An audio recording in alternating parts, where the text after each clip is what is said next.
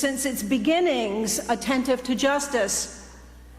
A stop on the Underground Railroad back in our earliest days, marching at Selma, present at the Million Man March, demonstrating more locally for fair housing, an end to mass incarceration, determined to say in every way that we can that Black Lives Matter.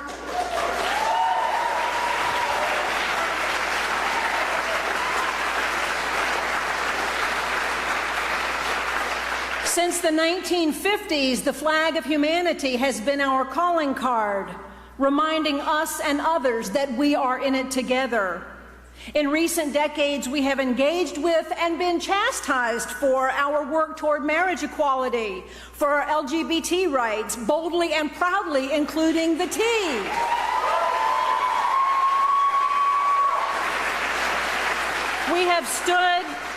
We have stood on the side of immigrants and folks without the right kind of paperwork. We continue to advocate for income equality. And now, water. Accessible, affordable, non-poisonous water. At Woodside, we have difficult, enlivening, inspiring conversations about how to mend the world, how to repair the breach, how to restore the streets, as the prophet said. And sometimes, because this is Michigan, we even mean literal streets. It's about water, but it is not only about water. So Woodside Church was asked to host a forum, and as we so often do, we said yes. Senator Sanders also said yes, although I understand that all of the presidential candidates were invited. And you have said yes, which is a pretty good beginning to conversation, a pretty good place to begin to change the world by saying yes.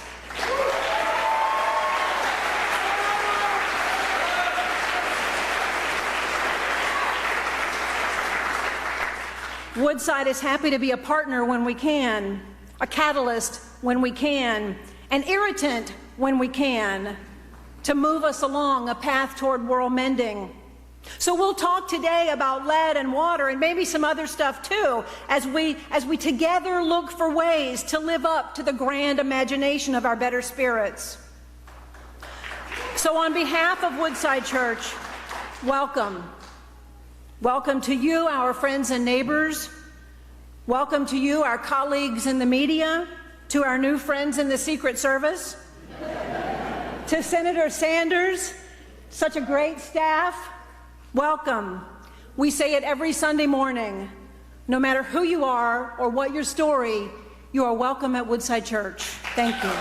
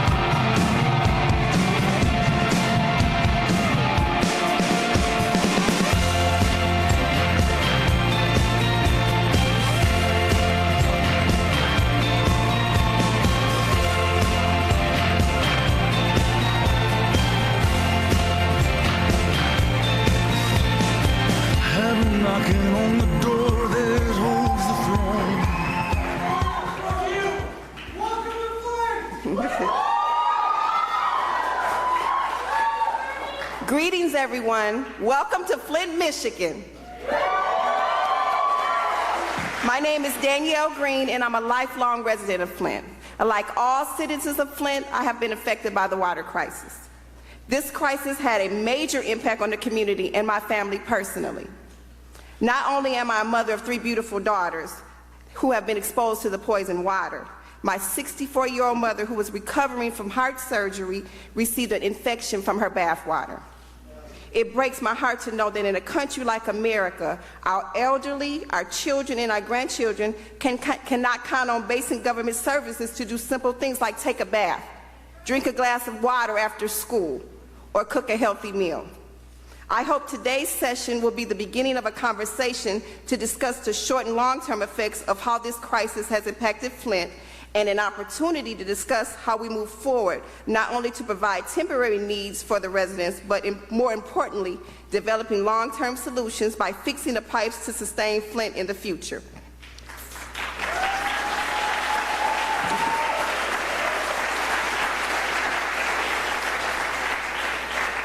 For weeks, I have watched all the pundits discuss their concerns about Flint while the community voices seem limited. So I want to thank Senator Sanders for taking the time to listen to myself and others a few weeks ago in a private session to discuss the concerns.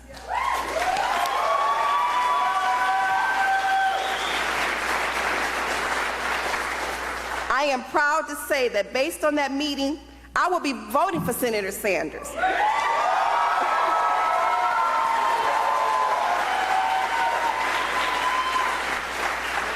I believe Senator Sanders has the courage to stand with us for the long term, the policies to ensure that the government is held accountable, and the judgment to understand that the community voices matter.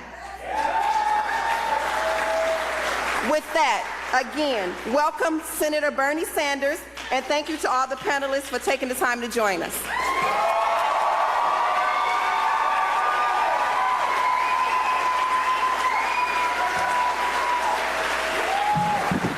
Thank you. Let me thank Danielle for that very generous introduction, and let me thank Pastor Deb Conrad for allowing us to use this very, very beautiful church for this meeting this afternoon. We do a lot of political rallies all over this country. In fact, this morning we were in Cleveland. We did a great rally. This is not a rally. This is an opportunity for all of us together. We're going to open it up for discussion, the audience, after we hear from the panel, to talk about not only one of the more serious public health crises in the modern history of this country, but I think, as Deb Conrad pointed out, how could it happen? Danielle mentioned to you that I met about 9 days ago in Detroit with a number of folks from this community. And I have to tell you, when you're a United States Senator, you go to a lot of meetings and you meet with a lot of people and you see a lot of tragedy. I will never forget that meeting. It really stunned me. It was hard for me. We had a rally a little while later to talk to the rally, because what I heard at that meeting, it was almost impossible for me to believe that I was listening to people in the United States of America in the year 2016. And what I heard, and my wife Jane is with me, and she was at the meeting as well. We have 7 beautiful grandchildren, and to hear what is happening to the children in this community is so horrific, is so painful, it is almost hard to discuss.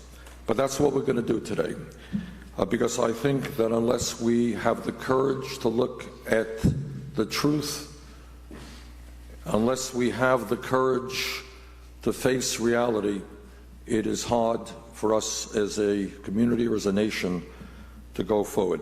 So what I would like to do is to ask our panelists and all of you to, first of all, ascertain what is going on today. We hear a whole lot. Has the response been adequate? I suspect it has not. But I want to hear what is going on today. One of the things that's kind of blown me away, and I just mentioned it to some of our panelists, is I pay in Burlington, Vermont, we pay about $70 a month for pretty good water. I hadn't realized that the cost of poison water is quite as expensive as it is here in Flint.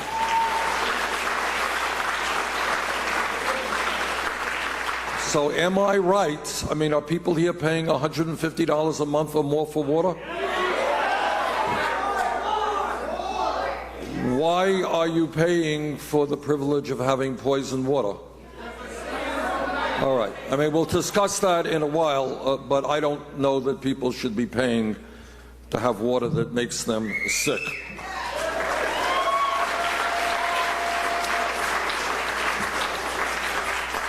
Clearly, I think, and I speak as a former mayor, the immediate task is to address the crisis and do whatever we can to ameliorate it. Obviously, longer term, we need a lot more. We need to rebuild the infrastructure here in Flint. And let me just say this, that if there is anything positive, if there's any silver lining out of this tragedy, it is my hope that the American people will look at Flint and say, never again can we allow a community to undergo this. And while Flint may be the canary in the coal mine, there are a lot of other canaries all over this country. The truth is, our infrastructure is collapsing in many, many respects. You're seeing it most strongly here in Flint. And I think, as Deb Conrad made the point, that we can go there or not, that's your choice, but I'd like to stay more focused on Flint. Clearly, this is part of a long-term trend of massive levels of income and wealth inequality, of starving communities of color, of not providing the kind of resources that we need to our children, of more worry about tax breaks for billionaires than decent schools or decent infrastructure. So what's happening here is an example of national and state politics that are happening all over this country.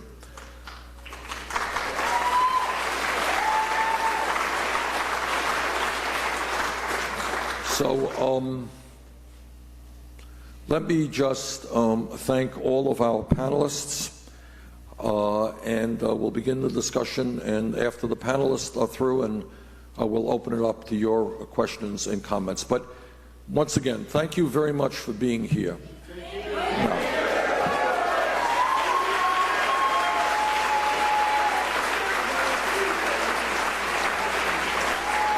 And I once again hope that out of the tragedy of what the residents of Flint are experiencing today will come fundamental changes in national public policy regarding cities and towns all over this country. Okay.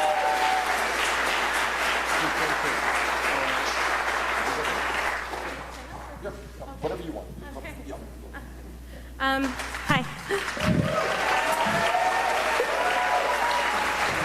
So I tried to introduce myself to all of you beforehand. My name is Tamara Rubin. I was born in Saginaw, Michigan. I now live in Portland, Oregon. My children were lead poisoned 10 years ago and have permanent brain damage as a result. My son Avi, I try not to cry, but my son Avi has 130 IQ, which is, they talk about IQ loss, and that's not the problem. Even though he has 130 IQ, he has visual memory in the 4th percentile because of his lead exposure, so he can't read. And my other son, AJ, has severe gastrointestinal distress constantly. He's 13. I think the last 2 weeks he's missed 5 days of school. And I'm here for you as an expert on lead, because basically after my kids were poisoned 10 years ago, I had decided to dedicate my life to this because I couldn't believe that this was happening all over the country. And I started a nonprofit, the Lead Safe America Foundation. We're a 501c3, and then I decided to make a documentary feature film on it. We started again in 2011. And we're going to be showing the film here after we're done speaking. And I invite you all to stay and watch it, because it's a crash course in lead and what happens to children after they've been exposed to lead, and the history of the corruption of the lead industry in our country and how powerful the lead industry is. I mean, people don't know that the lead industry is still a powerful industry, a player. And I think one of the reasons that this crisis is so emblematic is that it's just another example of the lead industry deferring blame away from themselves and onto local governments and onto people and onto infrastructure, when there's actually a much bigger picture here. There's an industry that created this problem, and they need to be held accountable.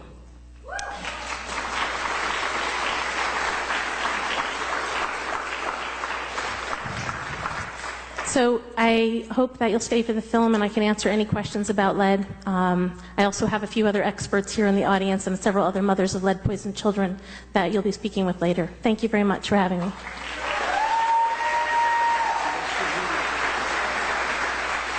Hello. My name is Toy Lowe. I am here representing Breastfeeding USA. I contacted Tamara a couple weeks ago because I had mothers in Flint who are breastfeeding, and they were concerned that they were contaminating their babies with poisoned water. So I'm here because there's no evidence out there regarding breast milk and lead. So I want to get the information so that we can pass that information on to the community so that these mothers can feel safe feeding their babies.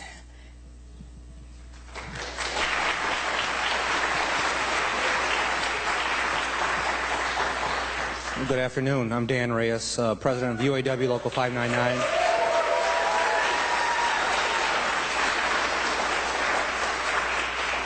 I'm here to represent the UAW as a whole and to let you know that we are here for you. The community is our community. We have thousands of members that live in the city of Flint and that have been affected by this poisoned water. But most of all, if we break it down to what our members are, we are mothers and fathers of children that are being poisoned and grandparents of children that are being poisoned. And we are not happy, to say the least, with the situation. So we are doing everything that we can to be involved in the cure. We already know, we've played the blame game. We know where the finger points, although they like to deflect that, but we are still pointing the finger in the right direction. But we now need to be having a serious conversation about the cure, the healing of this community, solving the solution, breaking ground, replacing pipes. We need to know why things aren't being done as our kids continue to get sicker by the day and the numbers continue to multiply. We are having conversations with the people that are fighting for Flint, that are fighting for you, that are making sure that your voice is heard, that you're not just screaming in a night sky and no one's listening. We are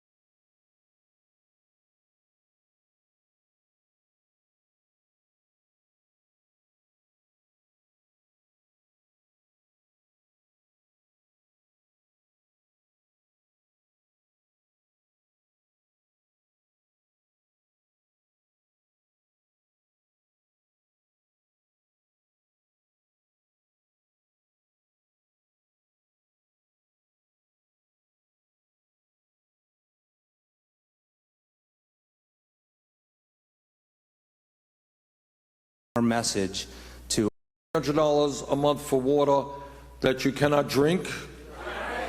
What about showering? Can you shower or take a bath? All right, so we're getting to another issue. All right, issue number one, general agreement. People are paying huge amounts. They're paying 4 times what I'm paying in Burlington, Vermont for poisoned water. That's a fact? All right, is there any discussion in this community about saying that people should not have to pay outrageous prices for poisoned water? Question, is there any discussion? Yes, sir, stand up, please. Currently, our legislation is passing that we are going to be having 65% of our water bill taken. 65% is not 100% of accountability. There's legislation that would reduce the water bill by 65%? Is that what I'm hearing? Pardon? $30 million in stimulate to help reduce the bill by 65%. Okay. Is that retroactive? No. And the water is still poison. And the water is still poison. Okay. Number 2, all right, just to help me out here. What is the quality of the water today? Is it drinkable in the average person's home? No. Okay. Now, I heard when I met with Danielle and some other folks, apparently one of the points that was made is there's still confusion about what is going on and what is safe and what is not safe. For example, somebody mentioned in that meeting, Danielle, and you can come up and comment on it if you want, that sometimes people assume that if you boil the water, it becomes safer, which I'm not a physicist here, but as I understand it, that's not the question. It had been boiling alerts. They were going across the screen, and they were telling people to boil the water to make it usable or drinkable. I'm not quite sure if both, but from what I understand, that intensifies some of the poisons in the water. Yeah, it's been a long time. Okay.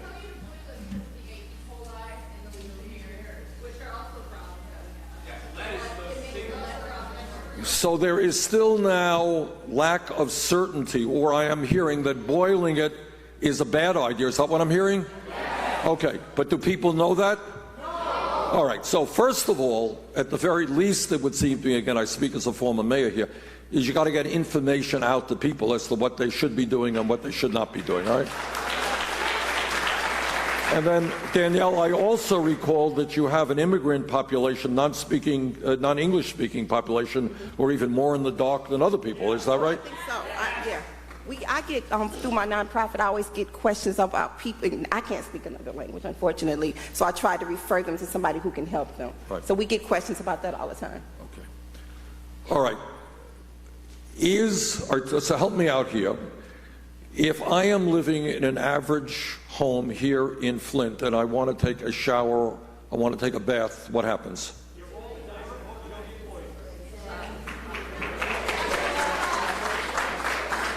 You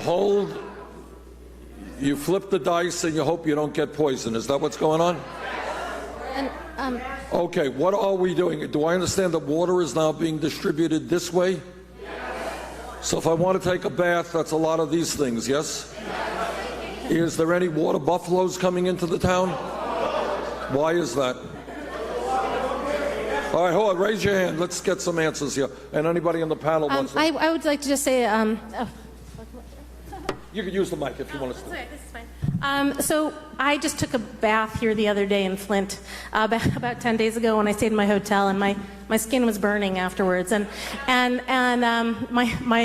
I have a pretty big Facebook following, and people are like, "Why did you take a bath in Flint?" I'm like, "I had to. You know, I was in Flint. I had to take a bath." And the thing is, while the lead is a problem, and that's a serious problem, and I'm a lead poisoning prevention advocate, and that's going to be my priority, the treatment with chloramine and chlorine and fluoride is also a significant problem, because I believe, from what I know as an environmental activist, that this water is also being over-treated at this point. And I would not consider the water, even if the lead levels are low, safe to drink. It smells like a swimming pool when you turn on the tap. The one other thing that I'm not sure people are fully aware of is that when you combine chloramine with fluoride in the water system, it increases the bioavailability of lead by 900%. All right. So it sounds to me like there's lack of clarity about what is happening here in terms of the quality of the water. We don't even know about the bacteria that are present in our water, because these are literally things that the Environmental Protection Agency doesn't even, they don't even test for half the things that are in our water. We're getting infected with things that aren't even a part of our testing structure whatsoever. How is this a thing? Like, how are we being poisoned by things that are present in our water that nobody is even testing for? With Legionnaire's disease, our cases went up from, 4 to 10 cases as of 4 or 5 years ago. Now we're at 80 cases a year. And this is something that's been charted. But this is just one actual thing that we test for. We don't test for a slew of other bacterial and viral things that are in our water. Right, How is this a thing? So I'm hearing from you that you're not, to say the least, happy with local, state, and federal response. Might say that. Now, I'm in the United States Senate. What about the EPA? Have they been doing what they should be doing? Okay. Here, stand up if you could, please, sir. The first whistleblower was an EPA employee, and an EPA employee brought this to light. Okay. Senator Sanders, can I add something? Sure. I have mothers. I was at a town hall meeting, and mothers are concerned about their daughter's reproductive system. is, they're worried about them being able to be grandmothers. We're worried about, because I get requests for jugs of water and gallons of water to take baths, so they won't have to keep pouring the bottled waters in the tubs, because it takes about a 24-pack to take a bath, and then it's a family of 5 or 6. So we got families that's worried about, their future generations. Not just immediate, but 10 years, 20 years down the line. Can I say something Sure. about that? So we're an advocacy organization. We try and collect this information free of government bias, free of industry bias, and that's our website has a lot of information. One of the things is a doctor that we've interviewed. Her name is Dr. Felicia Rabito. She's with Tulane University, and she recently did a study showing that a blood lead level as low as 0.4 to 0.5 can cause an increased risk of low birth weight in newborns, miscarriage, and other birth and fertility issues. And they're telling nursing mothers that don't worry unless your blood lead level is 40 or above. And it's 0.5. So the misinformation is getting to the public about the level of concern. So even these, even though the federal standard for lead in water that it's considered toxic is 15 parts per billion, it's been now, the recommendation is lowered to 5 parts per billion. But when you're looking at these trace levels in maternal blood, you're really looking at a serious impact at very low levels.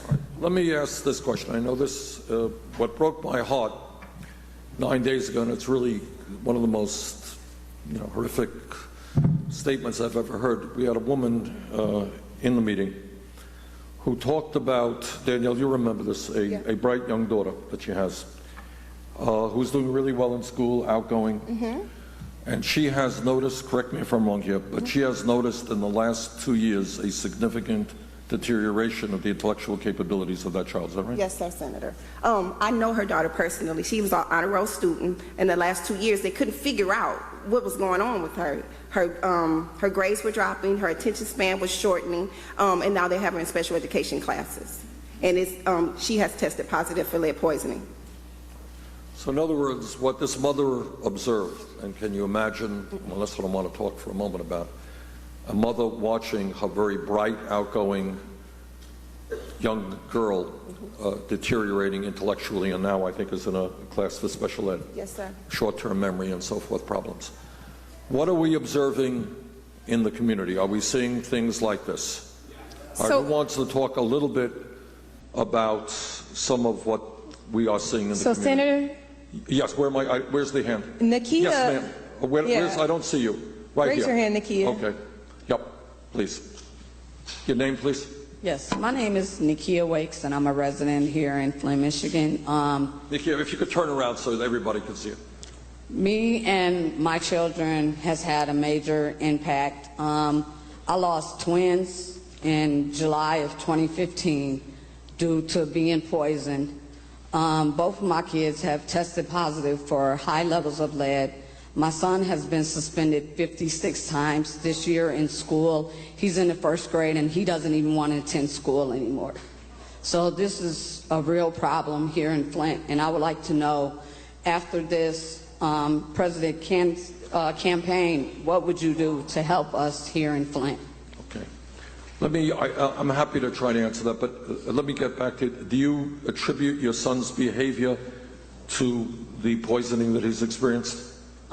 Yes, sir. He's been at the school 2 years. He's at International Academy of Flint.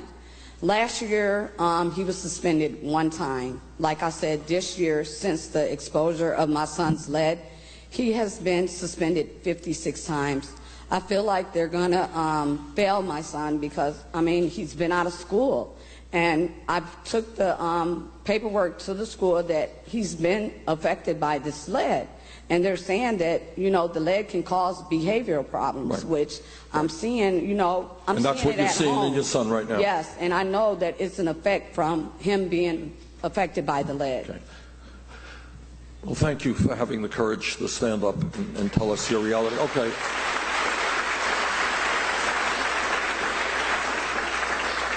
Okay, can we get a mic over right here, please? My name is Dr. Paula McGee, and there are millions of dollars that are coming in. There is still no accounting. Paula, there's a mic there.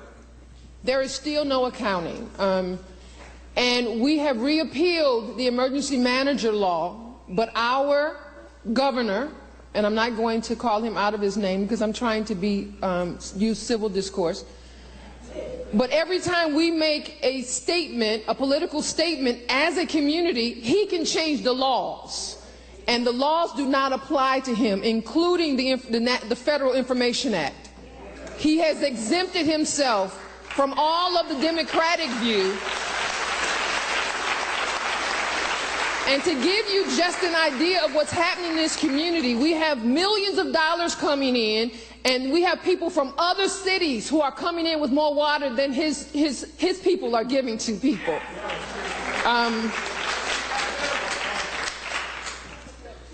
And we are not getting all the information. The EPA, we thank that they're finally here, but they change their information every other week. And we have been talking about this for years. And just to give you an idea what the money looks like, that if you moved here and you got a new place, they charged you $450 deposit, regardless of what your credit statement was. And then they said, even if you never used your water, you were going to be charged a minimum of $52 a month. So if you can imagine people in this community who are used to, a few years ago, it was only $30 a month for your water. And so you're about to move into a new apartment. You have to do first and last, but now you have to come up with $450 just as the deposit. And people were coming saying that this water is brown. We're getting rashes, and they continue to ignore it. So what I'd like to see, and I'm sure many of the citizens were here, we'd like to make sure that if our governor can appoint an emergency manager, we want him to have an emergency manager. Because he has demonstrated that he cannot lead this community. And he has demonstrated, the citizens here have said we've had enough. So we want somebody in place that can lead this community and not just give us a Band-Aid solution. If the billionaires at Wall Street can get billions for the mess they made and get bailed out, then we don't need Band-Aids of 38 million, 28 million. We need numbers like billions, period.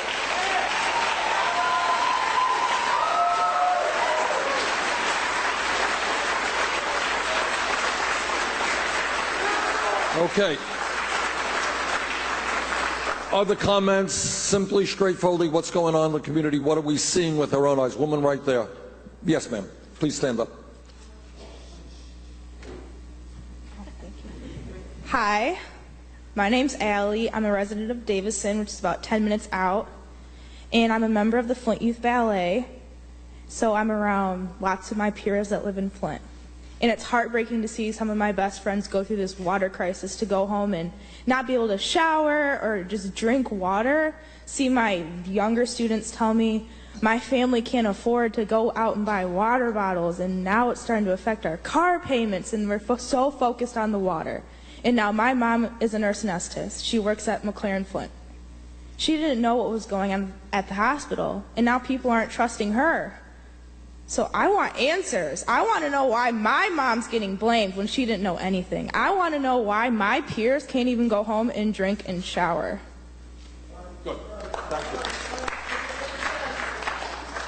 you. Okay, sir. Yeah. Let's get a microphone. Just tell us who you are. Yep. All right, let's get a mic there. Can we get a mic for the councilor? First and foremost, I want to thank you for coming to Flint to take an interest into our problems that has crippled our city.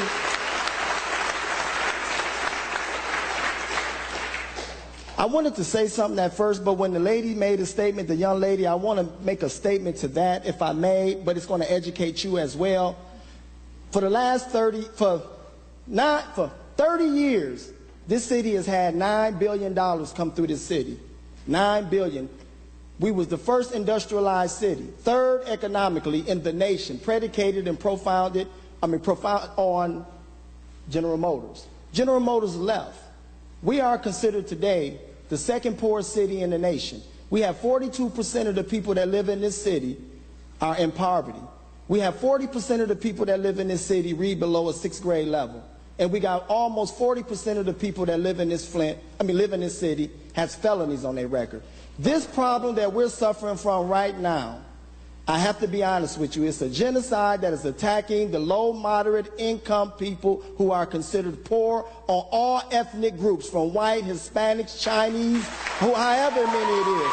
And that's what this problem is. I've been in council. I've been in government for 3 years, and this city doesn't have a tax base, and I've never heard a discussion about creating a tax base in this city. We have the best colleges.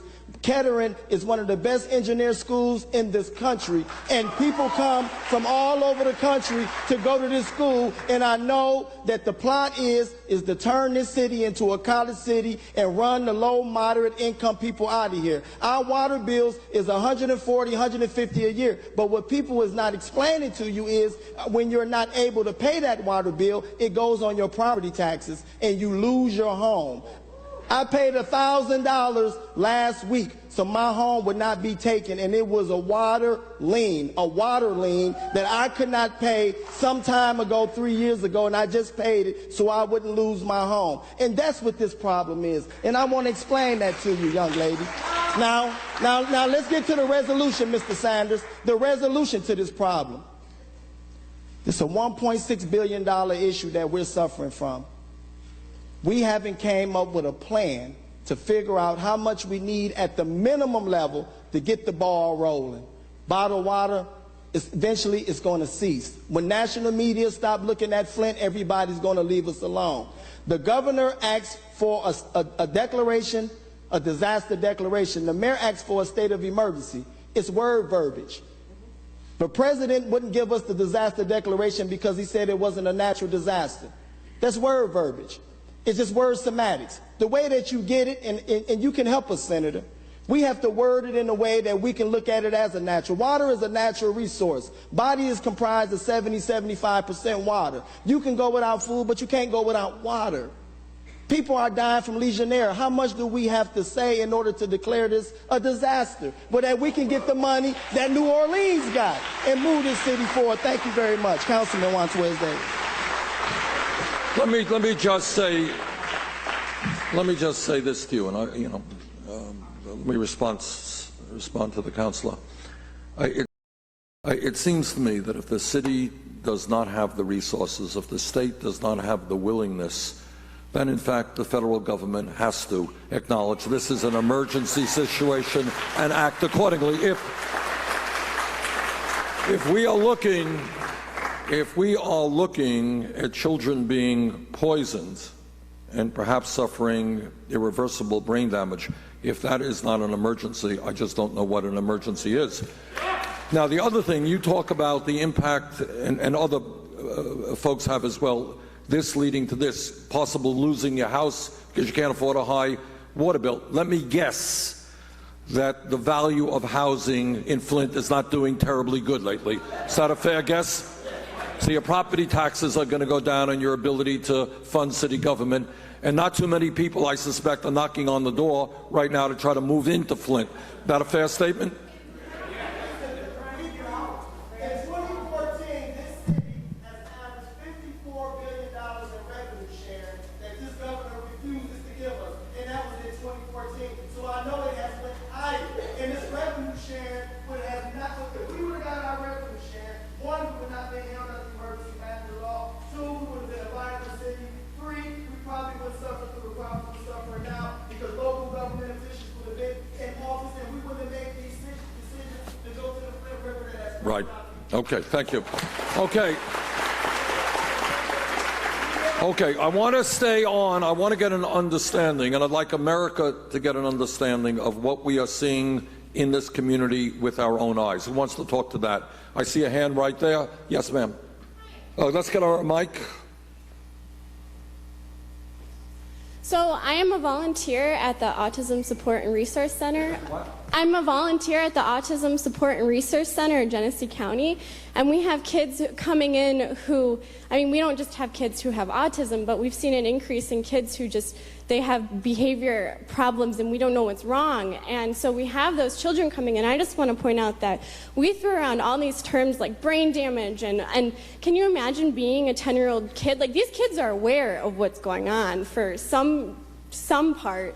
And I just can't imagine being a 10-year-old kid who has behavior issues, who understands that they were poisoned and something's going on. And I see these kids and they're just discouraged. And even if there are problems that can be fixed, like the resources, I just am scared that people are going to forget about us and forget about these children. And these children know what's going on, and I feel like I see them and they are defeated. And I feel like some of these kids who come into the ASRC, they don't even want to try anymore because everyone is talking and it's scary. Okay, raise hands. Got a gentleman right here, please. Can we get him a mic? Please stand up. Yep, just give us your name. My name is Earl Logan. My name is Earl Logan. I come from the north side of Flint, one of the most volatile areas as well. Day to day, I still deal with my people day to day, every day. And I see people can't even afford to get a ride to go get water.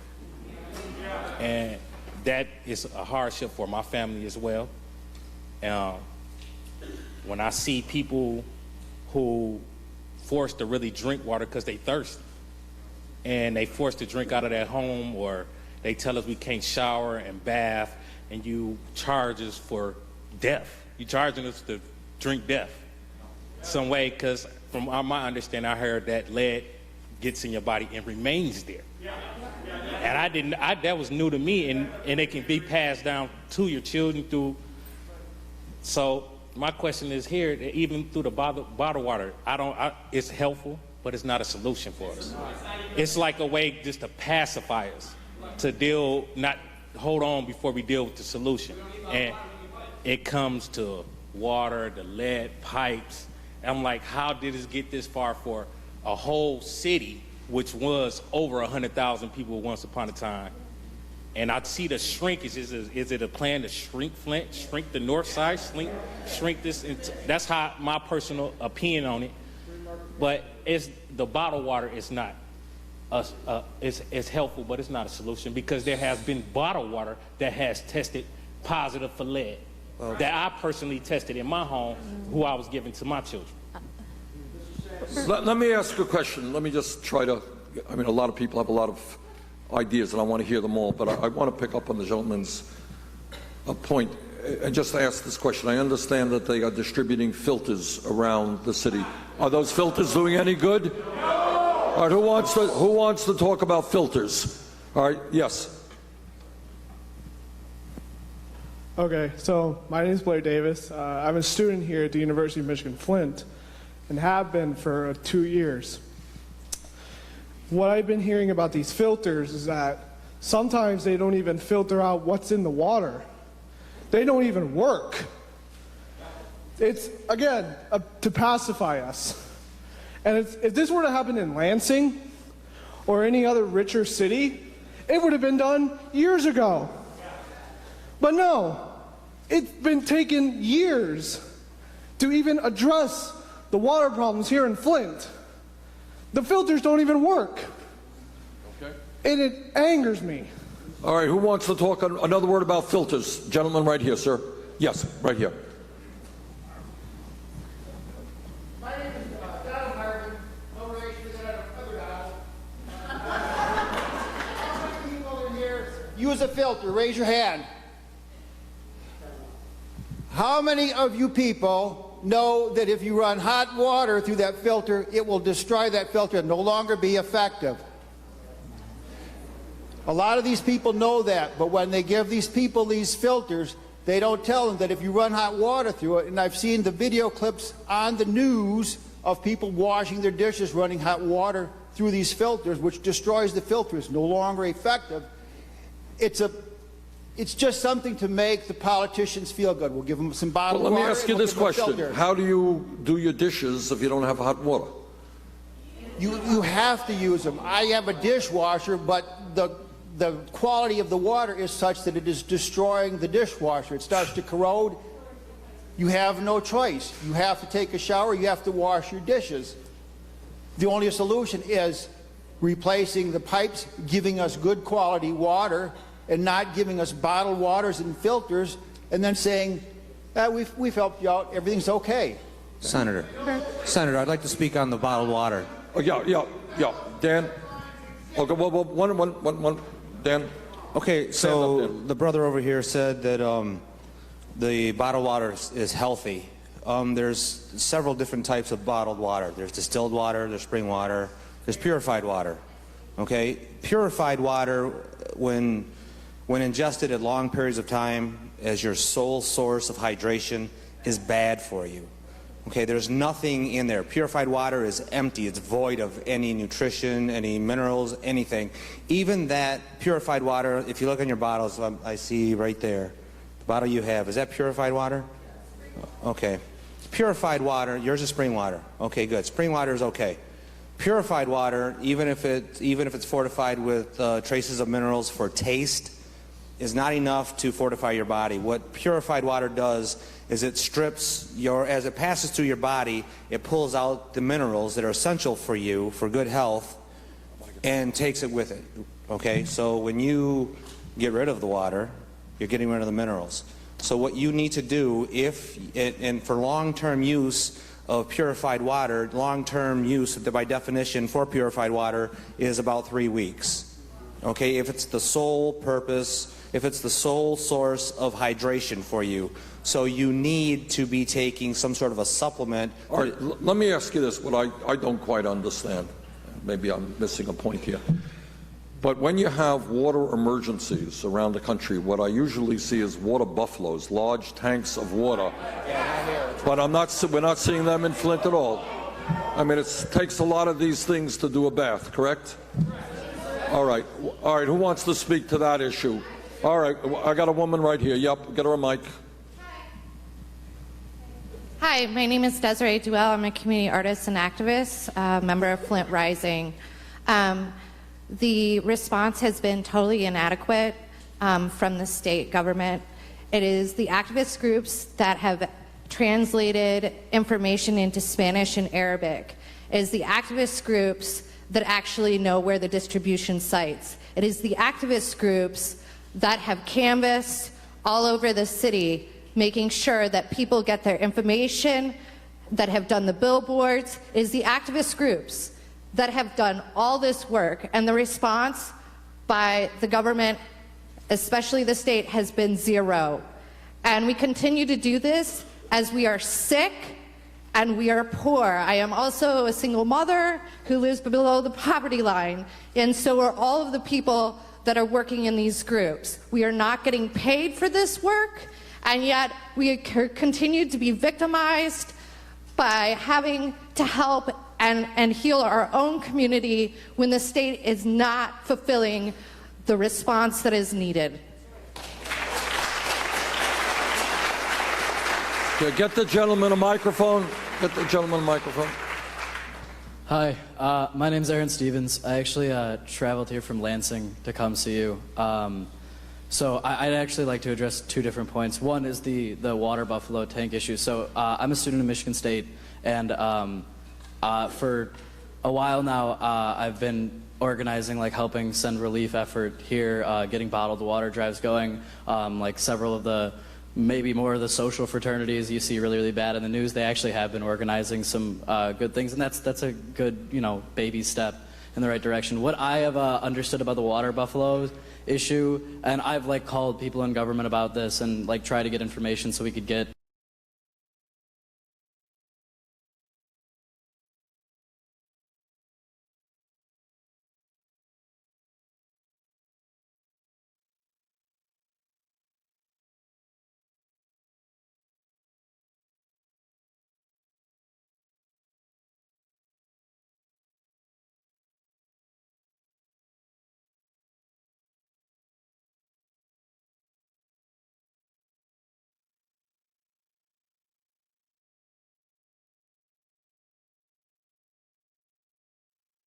understood about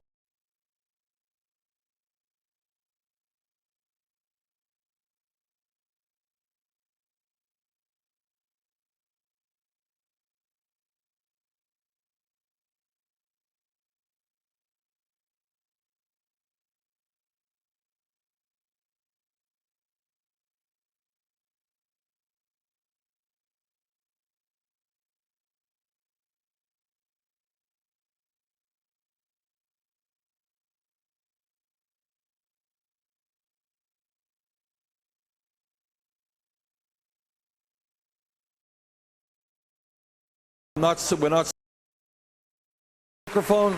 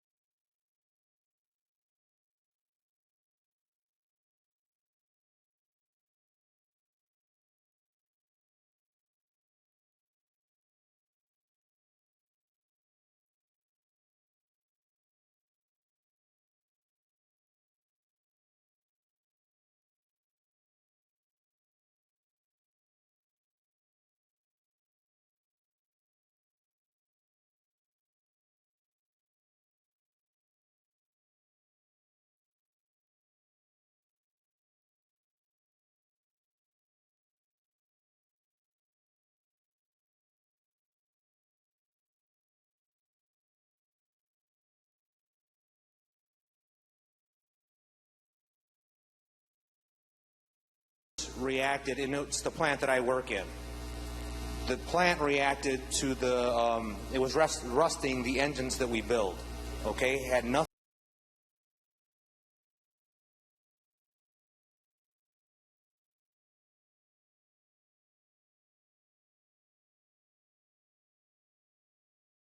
Early question picking up. Thank you very much.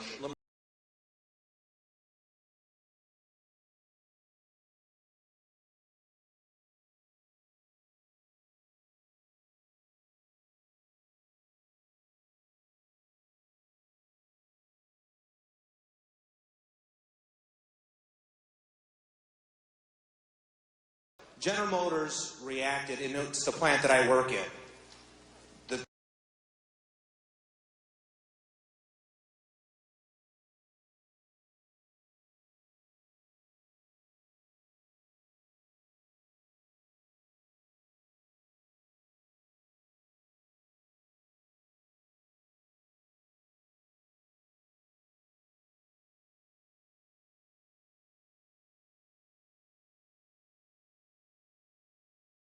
The product they were putting in the cars that people are buying and driving. There was nothing to do with lead. But Dan, if the water was, if it was so corrosive, that's obviously not particularly. Yeah.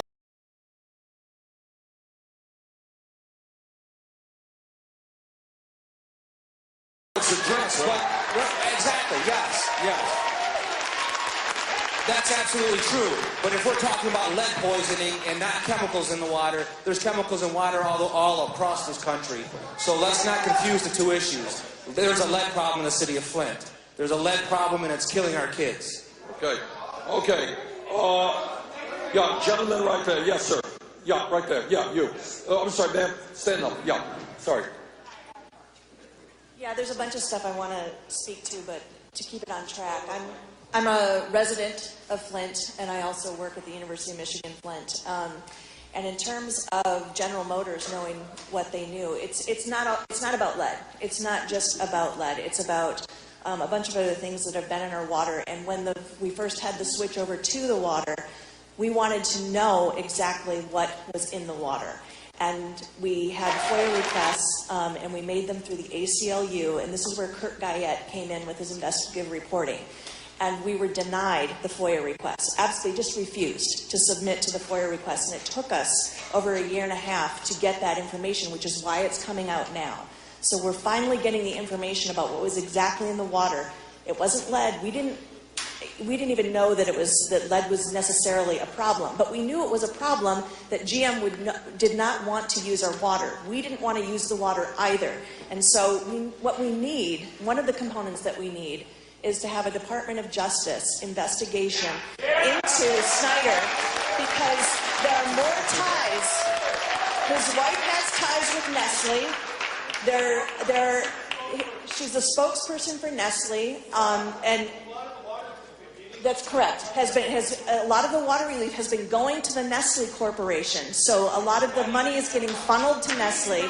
There needs to be a Department of Justice investigation, because there are things going on that we still don't know about everything that's going on. Plus, there's been rumors that Kurt Guyette, again, the investigative reporter from the ACLU, who just got numerous awards for his legendary journalism, a lot of the stuff that's coming out.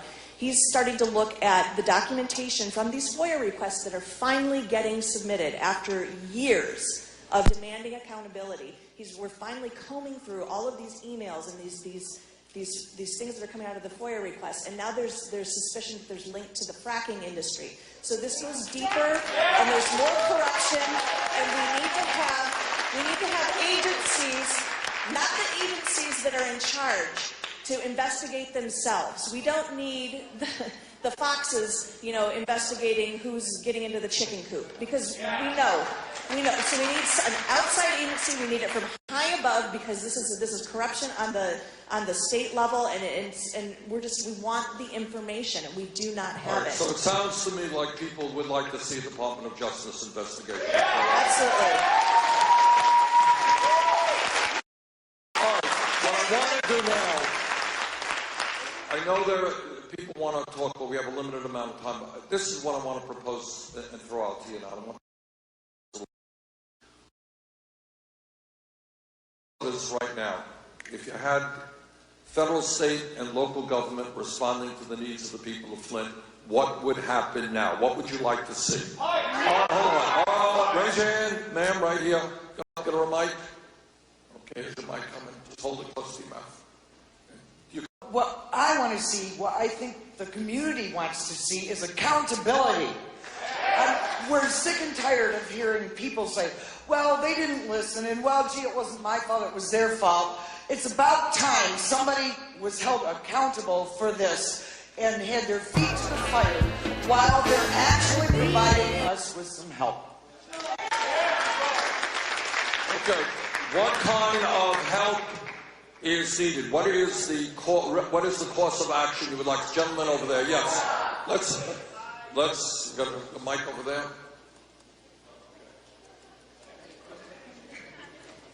Hi, thanks for coming. I don't want to take away anything from the extremely terrible health situation that's going on right now. Right now in Flint, we have a water crisis that started from poor treatment of water that corroded aging, ancient infrastructure that was not identified or replaced when it should have been 30 years ago. But that is not the only problem that we have here, Bernie. That's not it. When I was born here in Flint in 1980, we had the highest median household income of anywhere in the world. It was $84,000 median household income. Now, it's $21,000.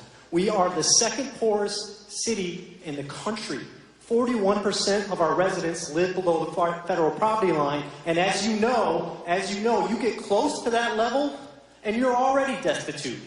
We have 1 in 3 structures in this city that need to be torn down. We have a $100 million blight issue in this city. We've been in the, top 3 most violent cities of the country for how many decades? Decades, Bernie. How many of our schools have been closed for lack of funding? We have 3 elementary schools that are open still here. We have a water crisis right now. But that's not the only problem that we have here. This city has been abandoned. The people had no choice but to leave and seek work elsewhere, and the infrastructure and their homes are still here. And we have no way to deal with it. We have a water crisis now, but when the attention turns somewhere else, the homes, the vacant structures, they're still going to be here.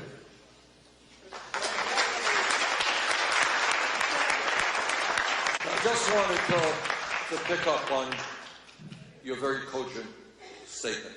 It seems to me, I'll be brief on this, that in a general sense, this community is impacted by disastrous trade policies.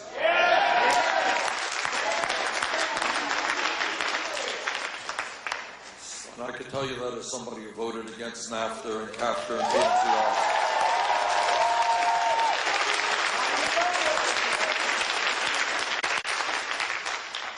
And in Flint, the situation may be more extreme, but all over this country, our infrastructure is collapsing. And that is why I'm proposing $1 trillion investment to rebuild our infrastructure. And not only will it provide safe drinking water and better wastewater plants and better roads and bridges and mass transportation, you know what else it does? It creates millions of decent paying jobs.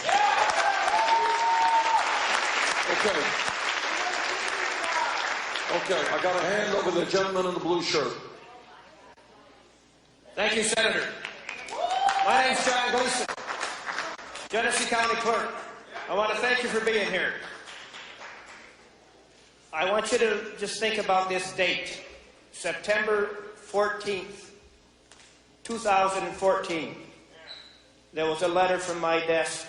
I served in Lansing as a senator as well, just a few years ago. From my desk to Governor about this water situation. Now, he's saying he just learned the last few months. He has a letter. I have it on file. I give it to every single news agency in this area about the water in Flint, addressed to him directly to his desk. And I mentioned in there, as you just mentioned a moment ago, about the water buffaloes. That is highlighted in September of 2014. Now, this is what we have to do to fix this. We have to find out where the lead pipes are. Most of you just read in the last few days that they can't find between 11,000 and 15,000 houses, even though they looked for 2 months.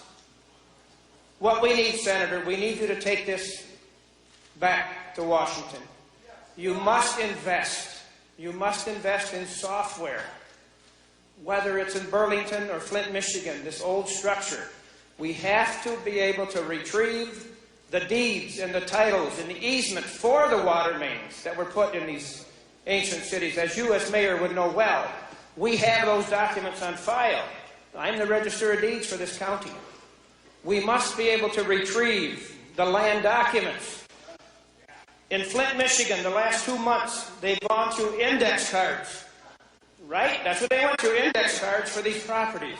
If you would be kind enough to help your cities and those across the country, especially Flint right now, we must put those documents on software so that we can retrieve them. We have every one of them. We can scan those documents in days, scan them, and then put them on the software. But we need to do this across the country. Bay City is in the same situation Flint is, just an hour north of here. But if I could ask you to remedy one thing, if we're going to remove the lead pipes, we have to know where they are. And please dedicate some of the hundreds of millions of dollars we're talking about to just a few $100,000 to software for these older cities. That would be great benefit to all of us. Thank you.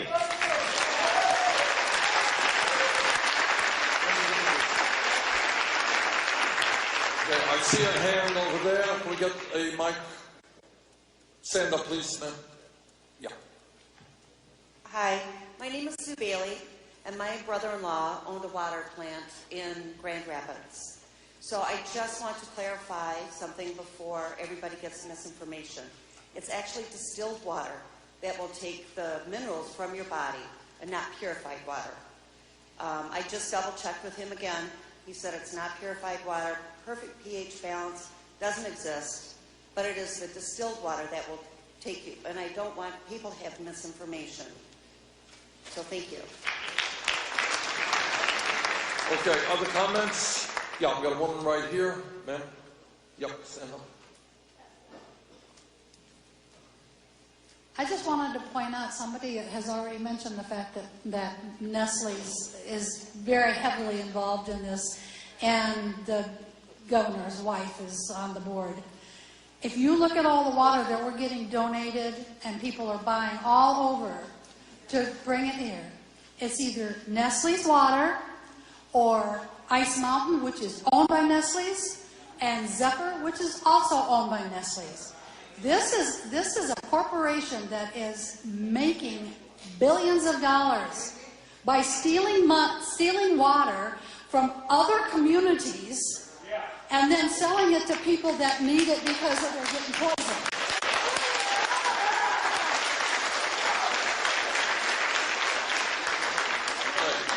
Got a woman right up front here, ma'am.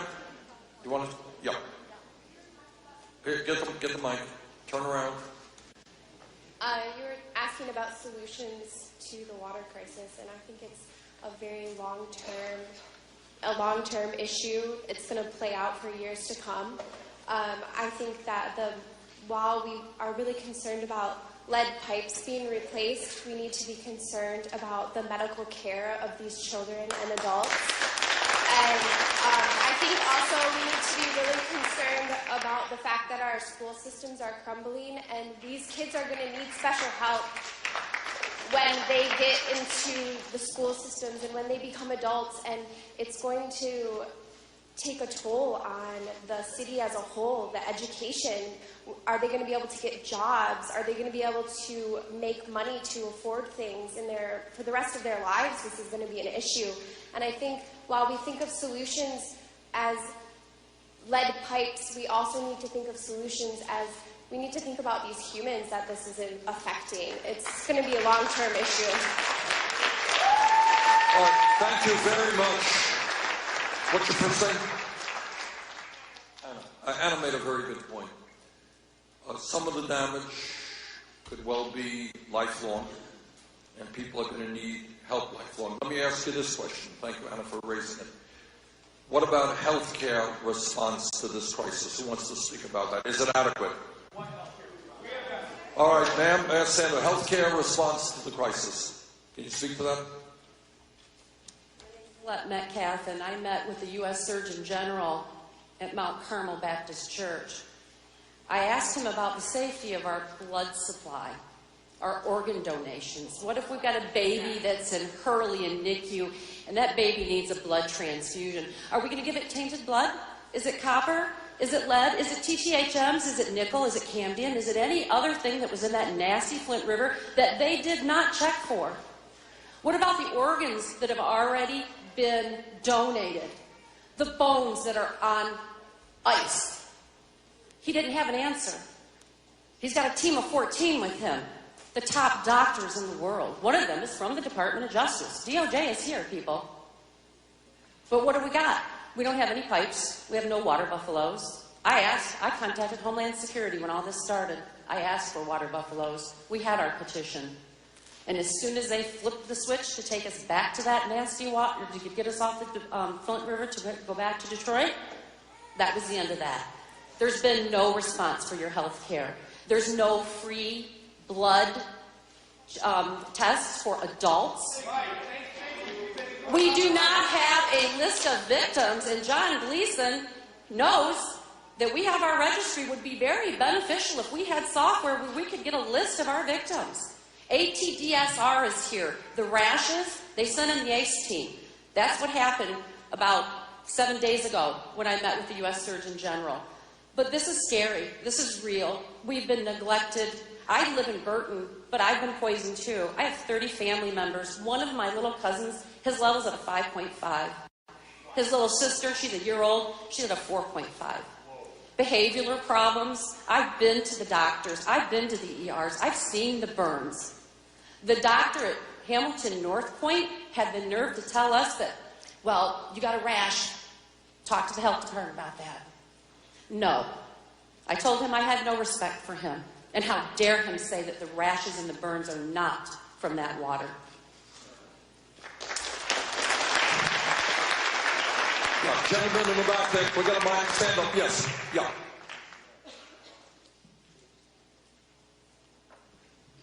Again, I wanted to say thank you for coming to Flint.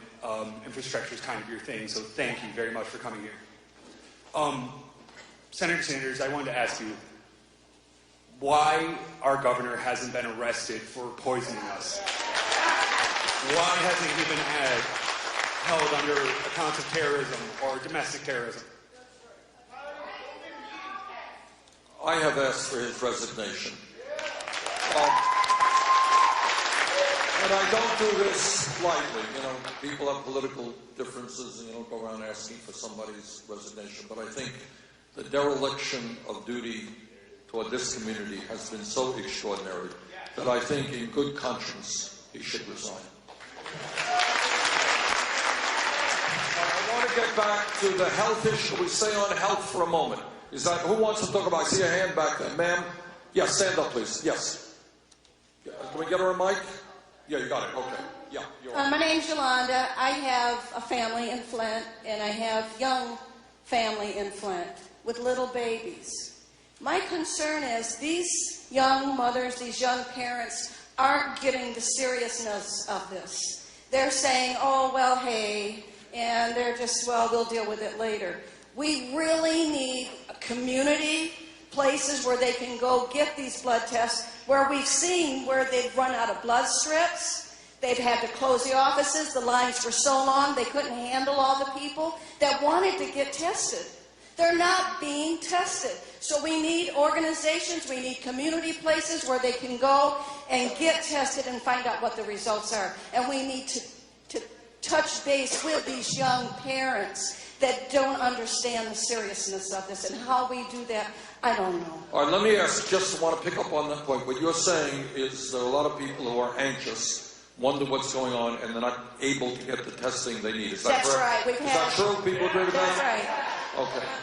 Okay. All right, the gentleman right here, stand up. Let's get this gentleman a mic right here.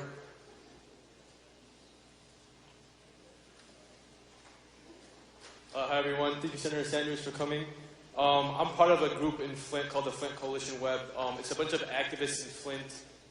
We're just started off new. We're trying to come up with solutions to present to governors, legislators for things in Flint.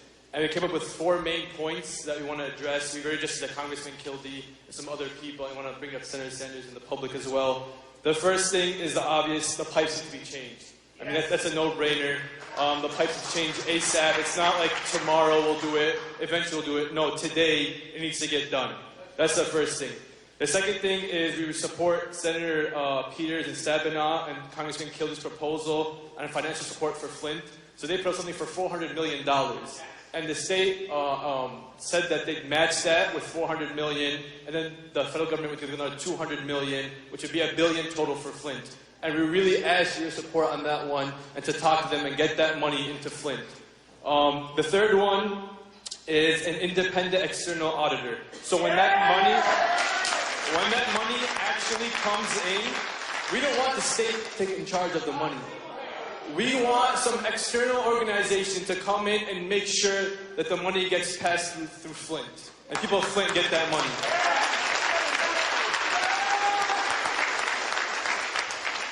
And then the last thing is to keep that money in Flint is also to make sure that people hired to do the job are from Flint. So the idea is to create more jobs in Flint, create more infrastructure, bring in the tax revenue. And the thing is, changing the pipes, like I said, it won't be overnight either once we start. So another 2 years. That's jobs for people for at least 2 years. Income coming in, rebuilding the city back to the way it was. Thank you. Last thing I just want to say, the Sylvester Broom Center offers free lead testing on Saturdays. So anyone wants the Sylvester Broom Center, free, it's on North Saginaw Street. Okay. All right, Tamara wanted to say something. Please come on up here. I'm going to be brief. So my nonprofit gets in-kind donations from companies that can help. And so I've been trying to bring free blood testing to Flint now for over a month. And tonight we're going to be testing. We're testing adults and we're testing children over 6 because children of any age can be poisoned. Because of the snowstorm, we can only test 30 families tonight. I think we already have them lined up. But I'm going to come back. I have, they'll test as many people as I want them to test. We're also bringing free water testing, and primarily I want to test people who have filters. I want to test the filtered water for you, and that's also being donated to my nonprofit. So please help me help you by help me get the word out that we're reviewing this. It's letsafeamerica.org, and you can follow our blog. So the website's letsafeamerica.org, and I have 200 free lead paint test kits out there with a button, and our contact information's on the side of the button, our website, my cell phone number, my email, and our Facebook page. So we'll be back. Okay, we're going to have to bring the meeting to a close, and I apologize. I've got to get to Chicago in a while. First of all, thank you all for coming out here this afternoon. Well,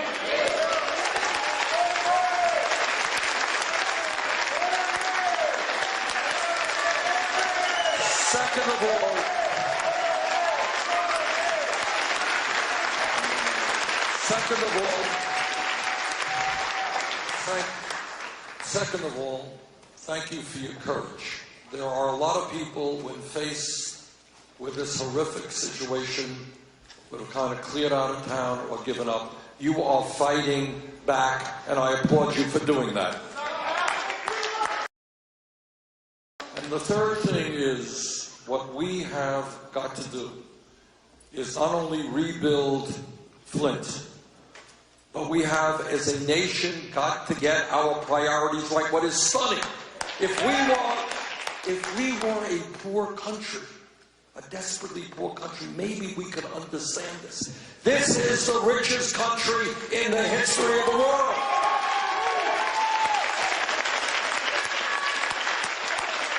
And you have people out there talking about hundreds of billions of dollars in tax breaks for the top 0.2%, but apparently we cannot adequately fund cities and towns throughout America.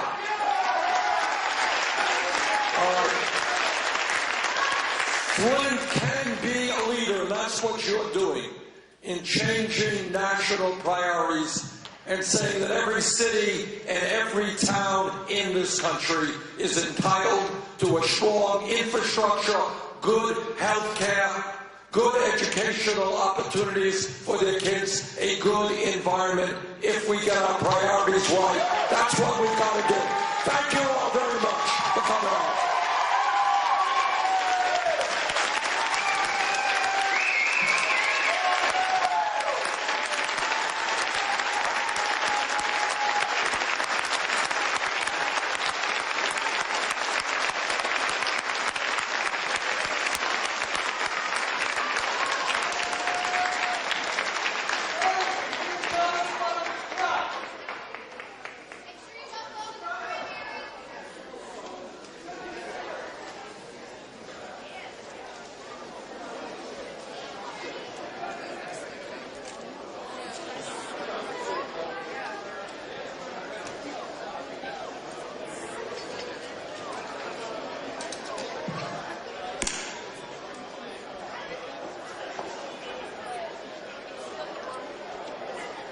Please stay to watch my film and learn a lot about lead poisoning and get the chance to ask more specific questions and get more specific scientific answers, as well as learn about